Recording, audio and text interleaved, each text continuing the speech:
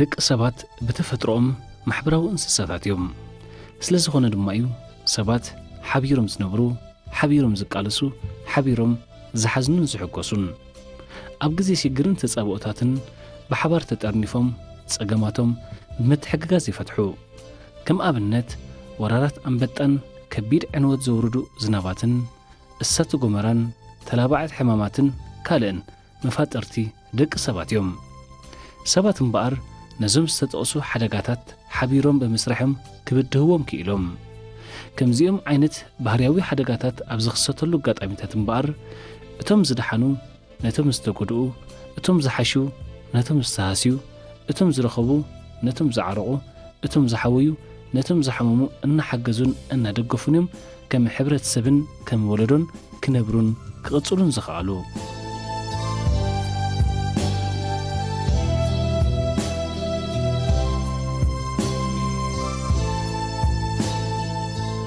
እዚ ተወዲብካን ተሓጊዝካን ናይ ምንባር ሜላኢ እምበኣር ኣብ መወዳእታ ካብቶም ካልኦት ፍጡራት ጸብለሊሎም ክነብሩ ዝኽኣሎም። እቶም ነዚ ኣገባብ ኣነባብራ ዘንጊዖም ካብ ክቱር ውልቃውነትን ስስዕን ተበጊሶም ንበይኖምን ንባዕሎምን ጥራይ ክጥዕሞም ኢሎም ሓድሕዳዊ ምትሕጋዝን ምትሕላይን ዘይመረጹ ግን ናይ ምብትታንን ምጽናትን ዕድላት ከጋጥሞም ግድን ነይሩ። በንጻሩ እቶም ሓቢሮም ክተሓጋገዙ ዝጽንሑ ሕብረተሰብ ንዘጋጥሞም ጸገማት ስዒሮም እንሆ ኣብ ዘለናዮ ምዋል ከም ሃገር ከባብን ዓድን መስሪቶም ከም ሓደ ህዝቢ ብሓደ መንነት ክጽውዑን ክቕጽሉን ንዕዘቦም።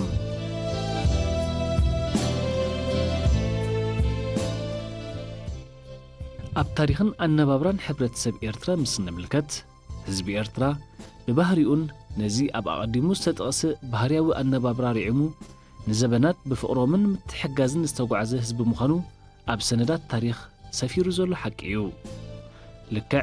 ከም ካልኦት ብዙሓት ሕብረተሰባት ማዕለያ ዘይብሎም ጸገማት ገጢሙ ኢደ ኢድካ ብምባል ሽግራትን ብድሆታትን ስዒሩ ዝወፀን ዘሎን ህዝቢ እዩ። ነዚ ክገብር ዝኽኣለ ድማ በዚ ናይ ምትሕጋዝን ምምላእን ባህልን ባህርን መንፈስ ክጓዓዝ ስለ ዝኽኣለ ጥራይ እዩ።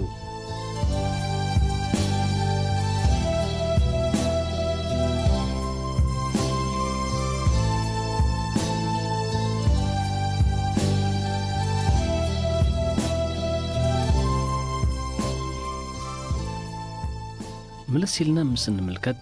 ሕብረተሰብ ኤርትራ ኣብ ግዜ ሰላምን መከራን ብሓባር ዝተሓጋገዝ ዝነበረ ህዝቢ እዩ። ከም ሕብረተሰብ ኣብ ታሪኹ ምስ ማዕለያ ዘይብሉ ናይ ሓባር ባህራዊ ይኹን ሰብ ሰርሖ ተጻብኦታት ተጠማጢሙ ዘቐጸለ ህዝቢ እዩ። ንዘበነ ዓቢ ጥሜት ይኹን ዘበነ ኣካሒዳ፣ ንዘበነ ኣንበጣ ይኹን ዘበነ ኮብኮብታ፣ ዘበነ ውራውራ ይኹን ዘበነ ጋንሸራ፣ ንዘበነ ሕሱም ክራባንት ይኹን ዘበነ ሕማም ለበዳ ተሓጋጊዙን ሓቢሩን ከም ዝሰዓሩም ድማ ኣብ ናይ ታሪኽ ሰነዳት ሰፊሩ መወከሲ ናይዚ ሕጂ ዘመናዊ ሕብረተሰብ ኤርትራ ኮይኑ ንረኽቦ።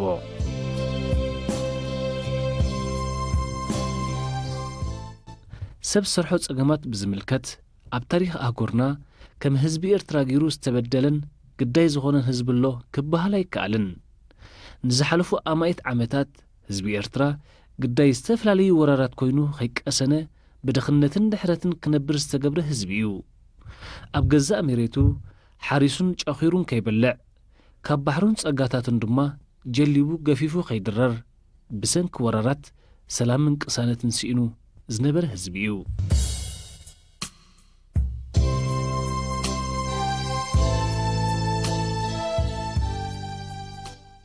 ይኹን እምበር ምስ ኩሉ ባህርያዊ ጸገማት ነቲ ካብዞም ብመግዛእታዊ ስርዓታት ዝወረዶ ማሕበራዊ ሕሰማትን ስነ ኣእምራዊ ጸቕጥታትን ኢደ ኢድ ካይሉ ብምትሕግጋዝ ጸገማቱን ጸላእቱን ስዒሩ ህላውነቱ ዘረጋገጸ ሕብረተሰብ ምዃኑ ዘመስከረ ህዝቢ እዩ። ነዚ ክገብር ዝኽኣለ ድማ ህዝቢ ኤርትራ ሽግር ናይ ሓባር ምዃኑ ኣሚኑ ሓቢርካን ተሓጋጊዝካን ጥራይ ከም ዝፍታሕ ስለ ዝሰርሐ እዩ። ንኸብዶ ጥራይ ኣይኮነን ዝነብር ኣብ ባህልና ሕማቕ እዋን መተዓዛዝቢ ዝብል ምስል ኣሎ። እዚ ድማ ሰባት ሽግር ሓላፋይ ምዃኑ ኣሚኖም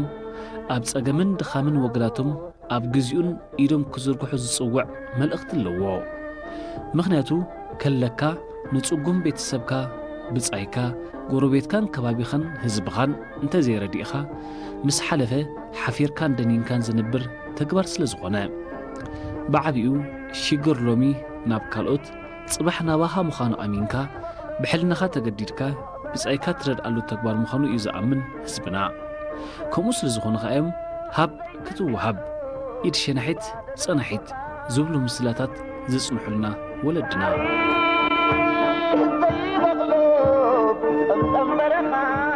ኣብ እዋናዊ ኩነታት ምእንቲ ክሕግዘና ኣብ ናይ ሎሚ ባህልን ኣነባብራን ህዝብና ብዝያዳ መሪጽና ክንዛረብ እዋኑ ዝጠልቦ ጉዳይ እዩ ከምቲ ኩልና ንፈልጦ ሎሚ እውን እንተኾነ ሓዘን ይኹን ሓጎስ ናይ ሓባር እዩ ሽግር እውን ናይ ሓባር እዩ ስለ ዝኾነ ድማ እዩ ሓቢርናን ተሓጋጊዝናን ኣብ ምቅላስ ዘለና ክትመወት ከለኻ ብእምነት ዓለባ ሓጎስና እውን ናይ ሓባር እዩ መርዓ ጥምቀት ፌስቲቫል ዒድ ወዘተ እውን ናይ ሓባር እዮም ስለ ዝኾነ ድማ ኢና ሓቢርና ንድግሶም እንደ ኣከለ ሓሲሞም እንደ ኣከሊት ጥዒሞም ንበይኖም ዝሕጎስሉ ህይወት ክህሉ ፍጹም ቅቡል ኣይኮነን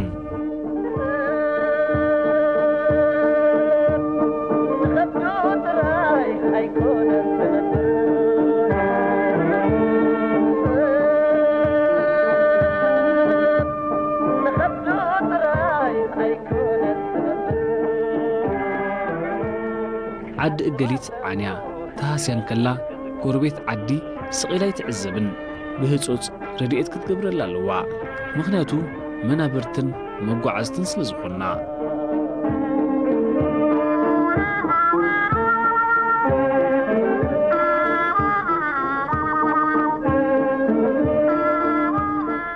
ዓዲ እገሊት ብኣንበጣዊ ኣራዊት ኣብ ትውረረሉ ጎረቤት ዓዲ ብዘይ ወዓል ሕደር ተላዒላ ክትሕግዝ ኣለዋ እቲ ምንታይሲ እቲ ዝተባህለ ወራር ቀጺሉ ናብኣ ምዃኑ ስለ ትርዳእ ስለዚ ክድሕናን ክነብራን እንተኾይነን ኣብ ሽግር ሓድሕደን ክትሓጋገዝ ኣለወን ኣብ ርእሲ እዚ ሕብረተሰብ ኤርትራ ብስልጡን ሰብኣዊ ኣተሓሳስባ ዘለለ ህዝቢ እዩ ንጽጉምን ድኑስን ሓራስን ቀዳምነት ዝረድእ ባህሊ ዝውንን ሕብረተሰብ እዩ ግራት ዝተጸገመት ስድራ ቤት ብወፍራይ ዝሕረስን ዝዕጸድን ገዝኣ ዝዓነወ ስእንቲ ስድራ ብተራድኡ ዝህነጽ ለበዳ ሕማም ዝኣትዋ ስድራ ብዓዲኣ ትሕብሕብ ውራይ ዝገበረት ስድራ መኽፈልቲ ናይቲ ዝተቐረበ ሽሻይ ብቐዳምነት ንሕሙምን ሓራስን ዘብጽሕን ዘሳስን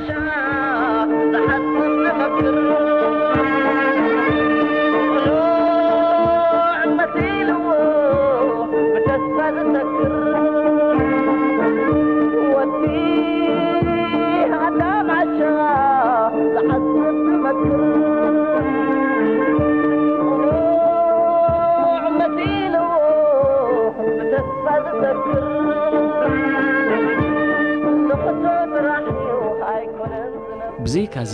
ኣብ ዒድ ይኹን ፋሲካ ርኹባት ስድራ ቤታት ንጽጉማት ሕሩድ ከብጽሕሎምን ክዳን ክኸድንዎምን ንቡር ተርእዮ እዩ ነዚ ኩሉ ጌርካ እውን ሂበ ወይ ሓጊዘ ይትብልን የማነይቲ ኢድካ ዝገበረቶ ሰናይ ተግባር ጸጋመይቲ ኢድካ ይትፍለጦ ዝብል ረዚን እምነት ዘለዎ ህዝቢ ስለ ዝኾነ እዚ እኩብ ድምር ባህላውን ሃይማኖታውን ሓድሕዳዊ ምትሕጋዝ እምበኣር እዩ ዓንዲ ማእከል ህላውን ቀጻልነትን ህዝቢ ኤርትራ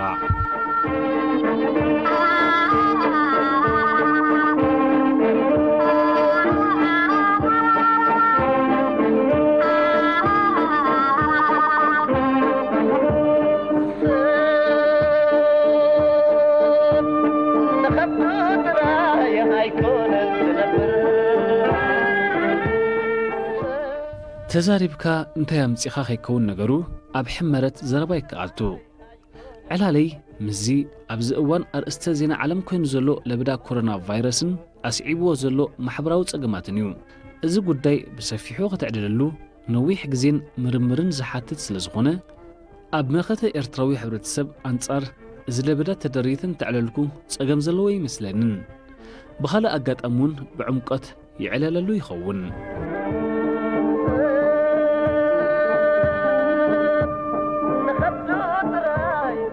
ብዝኾነ ኣብ ሕብረተሰብና إذا أقاتيمو زلو علماو لبعي مقصلتاتهم أب تاريخ استموكوتون استسقرون كالوت بزحات مسنخلاتيو كبهالي كعل نزل برازيز مسلو بزحات حمامات أب تاريخ زمكته زبسل زغونه حجون زلو حلف تمكرون سلطون بهالن أمنتن تحجزو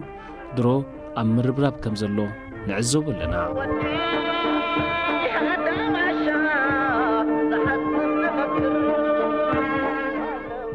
حد خابتم هزبي إرترا نزل زلو مختن معوات زقبر زلو قالسي إتا أقدمو استدقسي حد حدا ومدب كافيو مخنياتو طباي نايزي خمسة عينت تلابعت حمامات زدا علمت حقاز زحتس لزغونه أبز مداين بار هزبنا أو وشتنا بدقن أنكيدو زلو لعل مورالن منفسن مسكرنت زيد ليو حقيو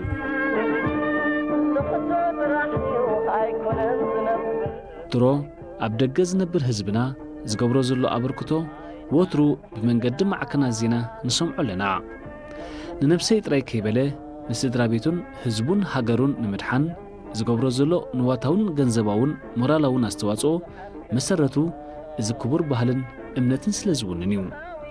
إزي أب ملع عالم زركوي إرتراويان بولكن جوجلن كوماتن تترنفهم هزبهم نمدحان زواسو زلو أما نمكال زيغا كركب زيكال قدوس تقبارن سنة يبهلنيو أخني إن عادات لكن أنا كنتام با فلي يخور أخنادين تأخر أخنادين أو حبنا يستوصي الشنور خيرت أو تتناسي كلنا لبكت أخجينا شيرن إن وقتنا عساهم باخد أخنادين فهم مدخل أن دخل نيتك دليدنو أو حبنا خيرير كابنا أو تتننلو ياخد ينش قدر سوكنو كون نيسخا أنت دوست دانا خر أخذنا خوركر أردنا الله بدانا أمة ينهم بناخلك سلفا جار محرد جمدينا لسان خرنا بحلينا وينهم بناخلك خريرة كيساري واسيسينا يسوندي يعيال سونديسي محرز رحانس أمريكي لك سلام هذا حوات مولا أملا سما بهال أب كثما نيويورك أي قمت أب حكمنا كم نرس كوينا أسرح أب سراح إذا كوفيد 19 حيزهني كابزو كله دقات أما أب كثما نيويوركن أب نفسي دورة حمامن جنا إتا إذا حمام زئا أب إرتراءتها تبل زينا مسمس أدسن بدن نجري لنمو بدك علنا عن سدرابيتن نهزبن هاجرن حاجس حارش $1 وفينا لنا كاله نبادين له فنكله عاداتكي ونيان قصلو اسموا بوبيسي أنم إيسودا إدتوا لون كولا كاسوناسي وهنا بو خدادا ساساسي سوكشي ديما تكمال كخدادكي عن الجارديناسي أمني ديما سلوما كلوتا بعبي وخاني مذكرت أنا سبعي مهنياتنا فقرنا إرترا سلاد اللوسو سلاد موتها 4 جزء نحو مذكرتها قانوني له طيب بشومو يا بركة دلو قبل اللي بحافش وجن إذا كله زبنا دقابر دلو بتعمد حبسيو عدد دلو أبتك دلو زبي إرترا بتعمي وستايدا بلا كاد حبسا كاسرحو بقلطف عدنا زحمام زخستايك كي مقاتا بايلو عبو قوسقواساتي دقابر دلو وشت عدد دلو دقا دلو إرتراوي بتعمي كمسكنا كادلو. السلام عليكم ورحمة الله وبركاته. أنا اسمي شيخ أمين ياسين خليفة آدم متبهل من ولاية مينيسوتا في الاتحاد الأمريكي هليكو. يوم قلت هاجبو لحس ليكو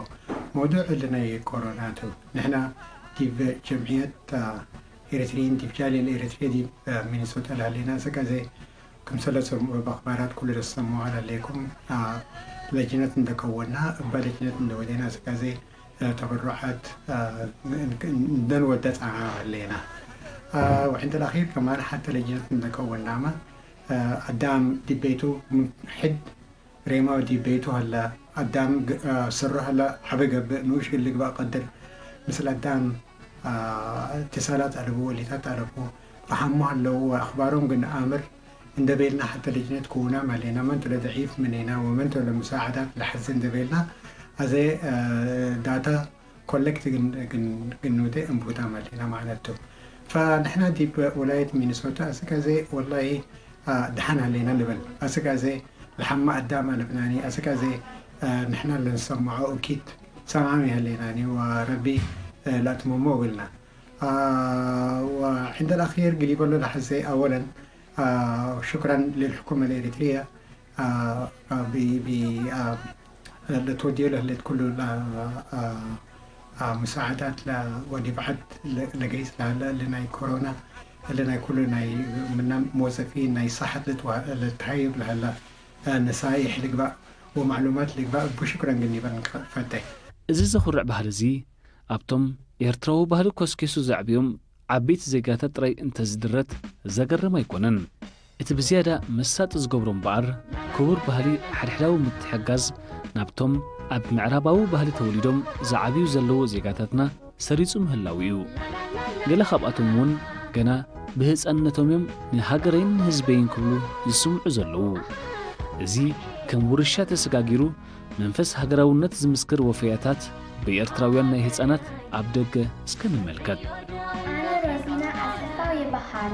ዕድሜ 10 እዩ ኣብ ላስ ቬጋስ ተወሊደን ዓብየን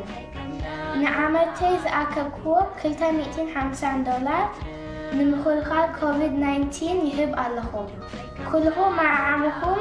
نعدنا حاجزو عاوتنا حافظ. Everyone, my name is Nixie Giramidhin. I live in the Bronx, New York. I hope everyone is safe and doing well. This coronavirus is very scary and spreading rapidly. It has now spread to Eritrea. To help Eritrea get through this, my Tigrinya class are donating money to Eritrea. And we want to encourage other people to donate to Eritrea with the lack of resources that they have. So I hope everyone is safe and awatna hafash. Hi, my name is Obel. I live in Maryland. I'm 8 years old. I donated $50 to help prevent COVID-19 from spreading in Eritrea. Please wash your hands, stay home, stay safe. Awatna hafash. The government of Eritrea has already started the fight against the deadly virus. But the government alone can't do the job. Therefore, we as a people should stand with our government. I know this is not much, but here's my contribution of $50. I would love for you to do whatever you can to support this project by going to this website, www.eritreafightscovid19.org. Thank you all and God bless you. Awatna hafash. أجدنا زبل تبقسعيو زوم هسانات نزا قدوس تقبارن كور بحلن كابزي اللي يكونن ورسومو بدحر مقارجة كال حيل اللو إذا مالت دما إرتراوي أبزهالو انتهالو أبستول دي ولد أبزعبي يعبي كبرتاتون بحلون زورسون زعادكون زتودبن زيتودبن حيلهم زلو يزرد إذا حيل زدما كاب أبدقى زلو إرتراويان محبركماتن سدرابيتاتن يزمنشو بز أقاد أمزون مسقانا خمز قبان مزغخار زد لي يكونن أبزلنا علينا تراغ منا تزرزير بزي ودع فتلي حادغوني الكنا ستينا يتمني غازير كب ماي فقري سقاي تفتينا ኣብ ውሽጢ ሃገር ዘሎ ናይ ምትሕጋዝ መንፈስ እንተሪእናውን ተመሳሳሊ እዩ እዚ ሰናይ ተግባር እዚ ገና ለበዳ ኮሮና ቫይረስ ኣብ መቐልቃሉ እዩ ጀሚሩ ብፍላይ ለብዒ እዚ ቫይረስ ብዝለዓለ ንምግትኡ ህዝቢ ብዘይተወሰነ ግዜ ኣብ ገዝኡ ክጸንሕ ከም ዘለዎ ምስተሓበረ ብቕጽበት እዩ ንሓድሕዱ ክተሓጋገዝ ጀሚሩ እዚ እውን ብቐጻሊ ብመራኸቢ ብዙሃን ኤርትራ ንዕዘቦ ዘለና ሰናይ ተግባር እዩ እዚ ተግባር እዚ ድማ ኣብ መላእ ሃገርና ተዘውቲሩ ዝቕጽል ዘሎ ሰናይ ቃልሲ ኮይኑ ንረኽቦ ገለ ኣብነታት ካብቲ ኣብ ዝተፈላለዩ ኣጋጣሚታትን ከባቢታትን እስከ ሕጂ እውን ከም ምስክርነት ንምልከት ኣብ ማዕስከር ኣብ ድባዕ ዘለኹም ኣብ ከተማ ኣብ ገጠር ዘለኹም ኣብ ወፃኢ ኣብ ስደት ዘለኹም ካብዚ ክንከታተሉ ዝጸናሕና ኩሉ እምበኣር ሓደ ኣገዳሲ መልእኽቲ ኣሎ ዛንታ ህዝቢ ኤርትራ ዛንታ መኸታ ዓወትን ዛንታ ስልጡን ባህልን እምነትን ዛንታ ፍቕርን ምትሕላይን እዩ ስልጡን ማሕበራዊ ኣነባብራን ሓድሕዳዊ ምትሕጋዝን ድማ ስንቅን ዕጥቅን ህዝብና አንጻር ኩሉ ተጸብኦታት እዮም